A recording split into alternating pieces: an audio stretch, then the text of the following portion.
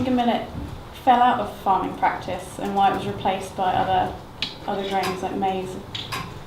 Of course, when there was change of power,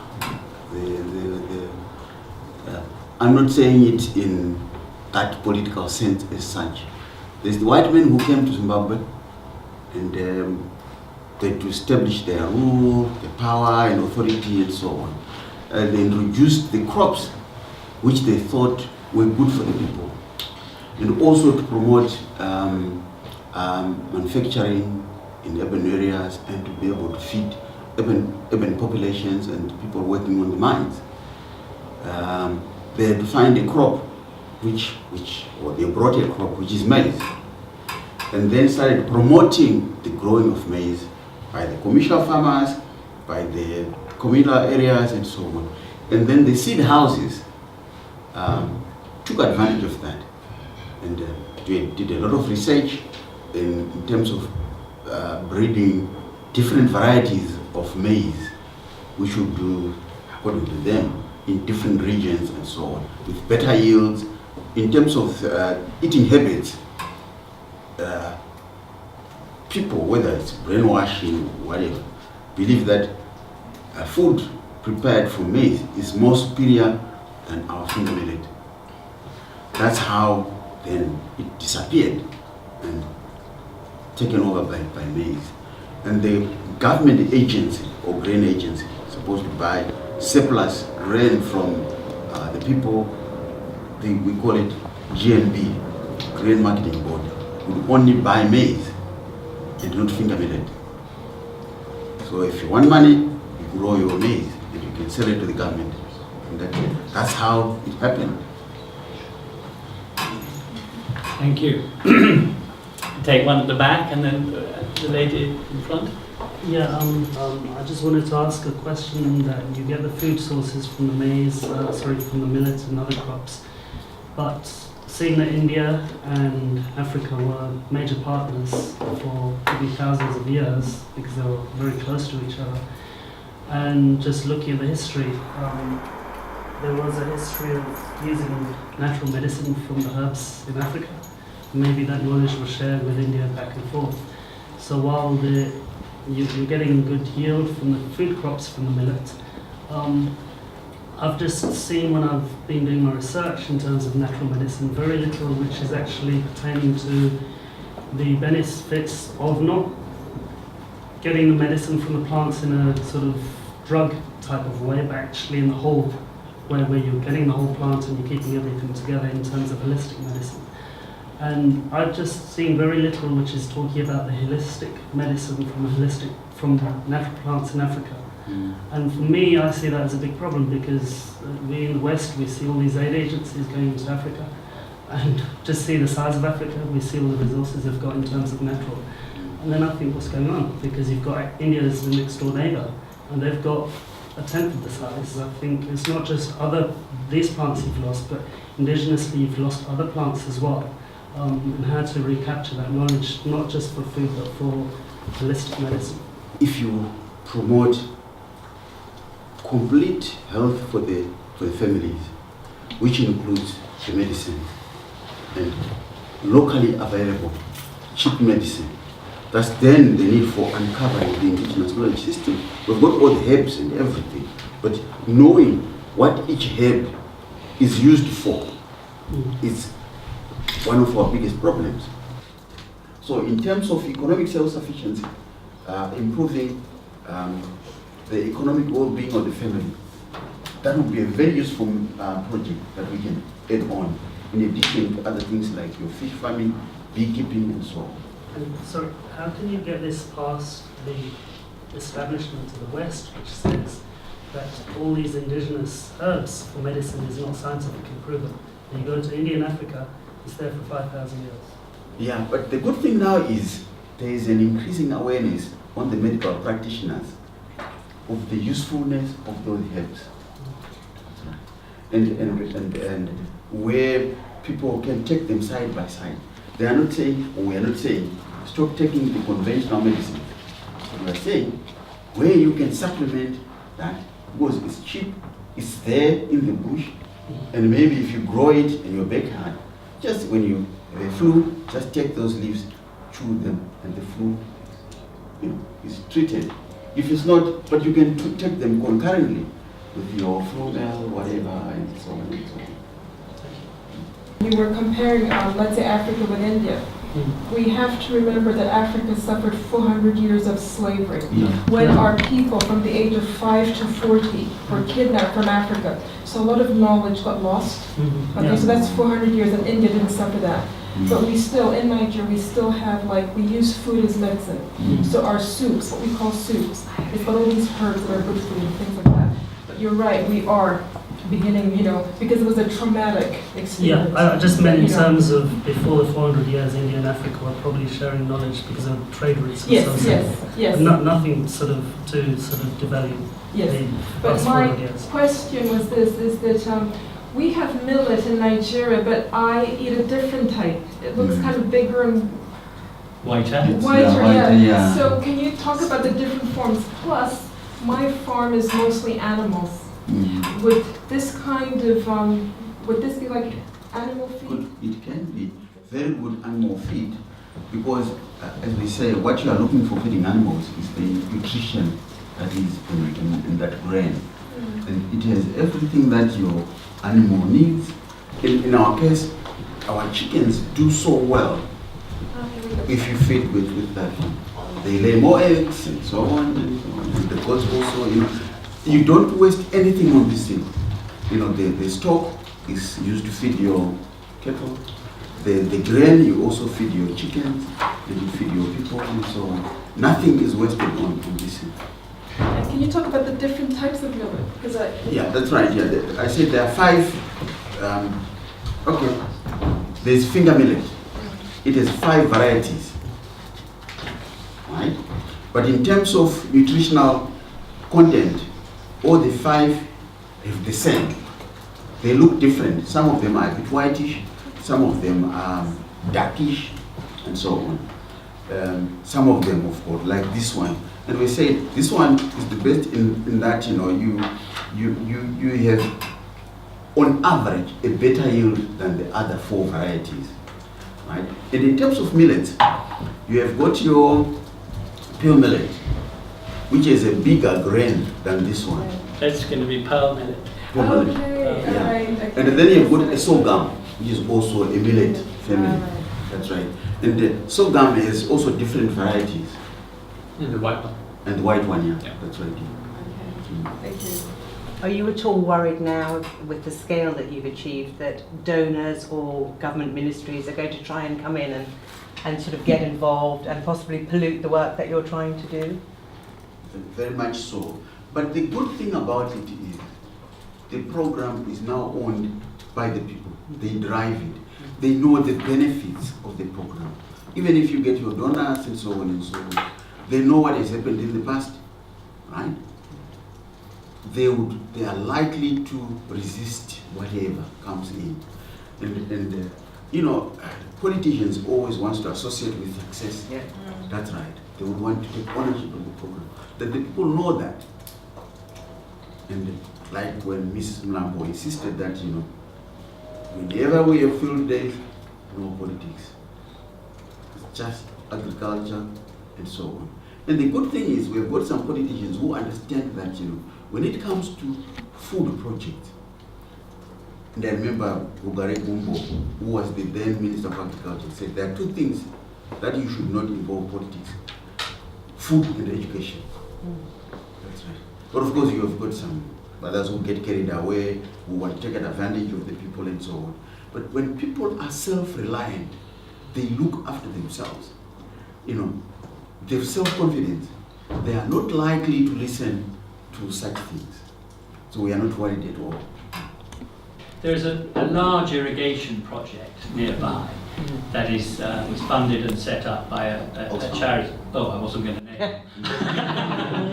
But there's a lesson in sustainability because you tell the story.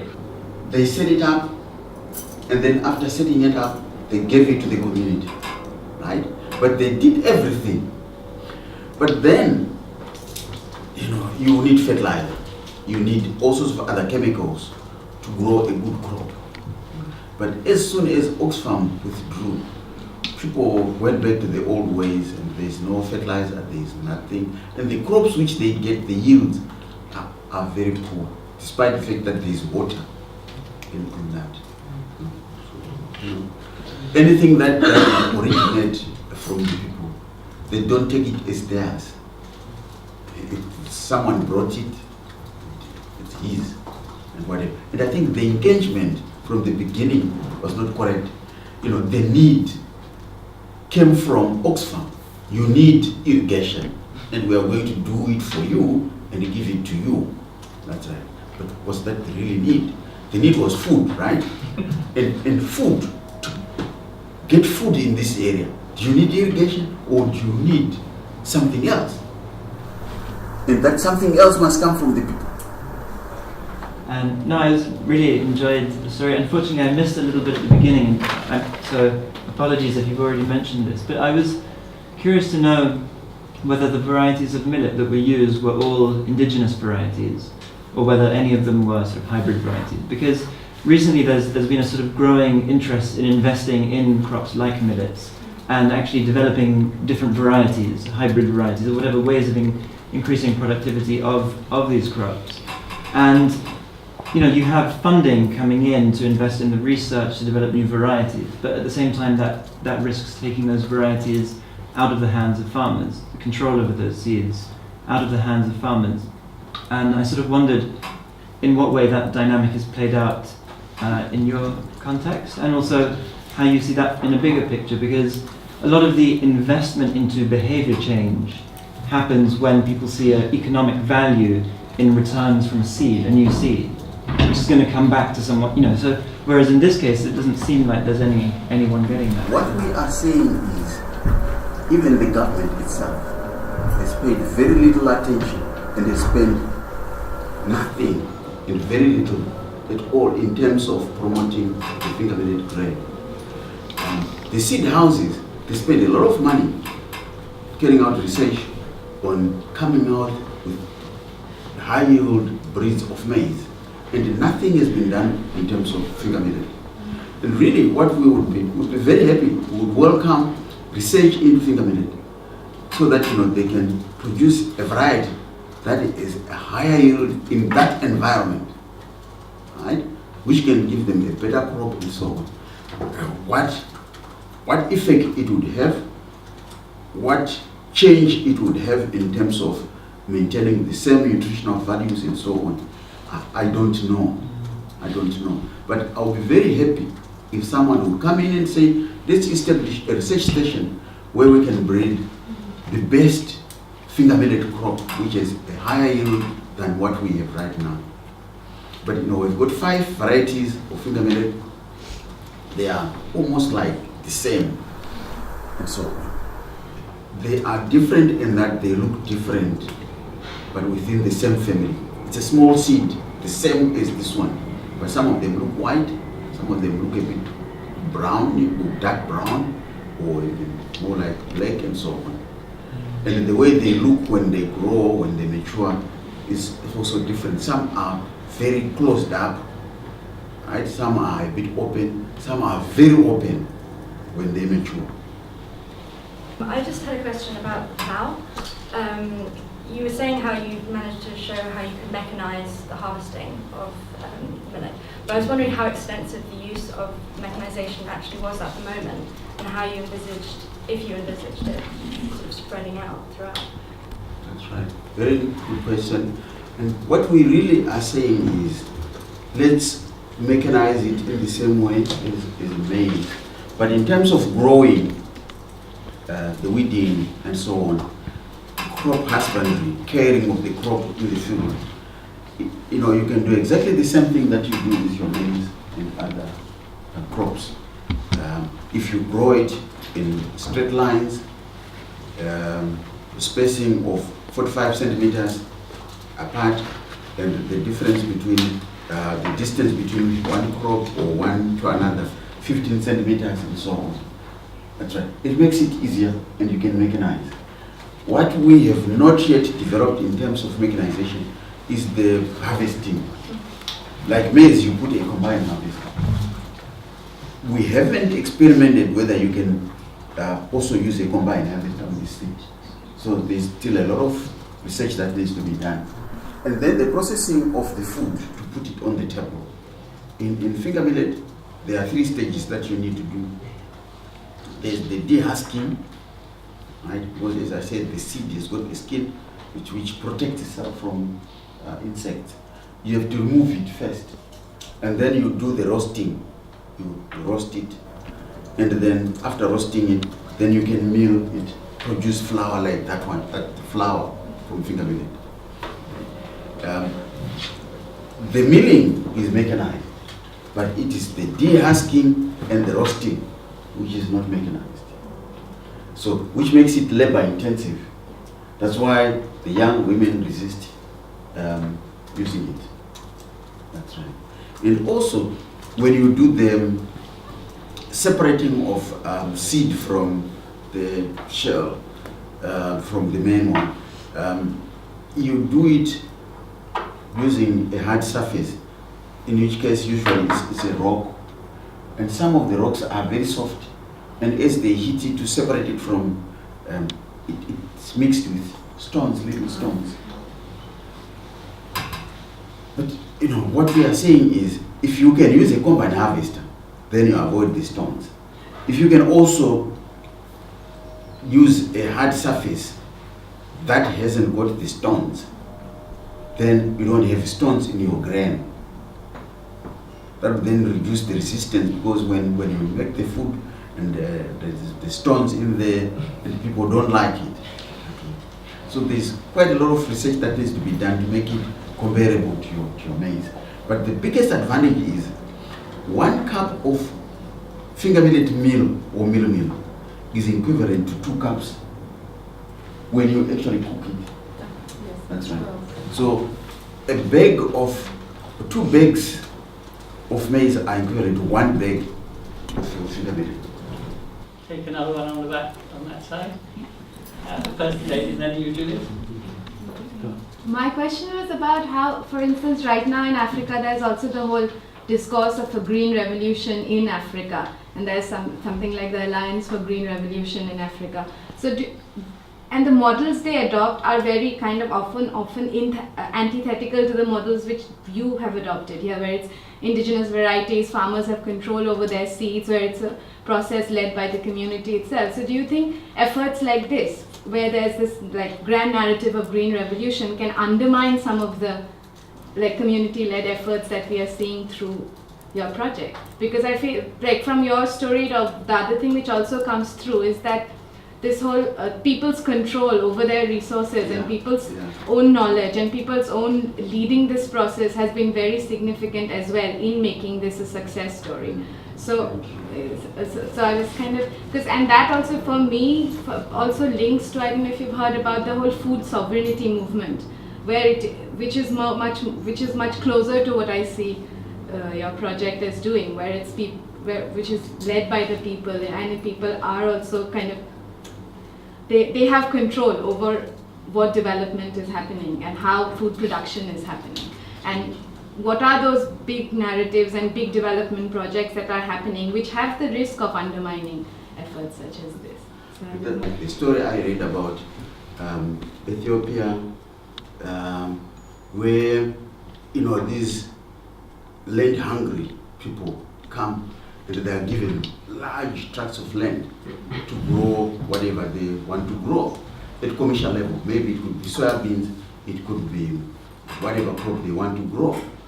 And it's all highly commercialized. It becomes a business entity and so on. And in some cases, displacing the locals. That's right. So the green, in terms of increasing the amount of food grown in Africa, yes, but it has its disadvantages, like what you are talking about. They lose control, it's not theirs, and as a result, they are helpless, and they can't grow their own food because there is no land for them to grow their own food, and so on. Yes, it has a lot of effect, and so on. And if it's not managed properly, it doesn't benefit the locals.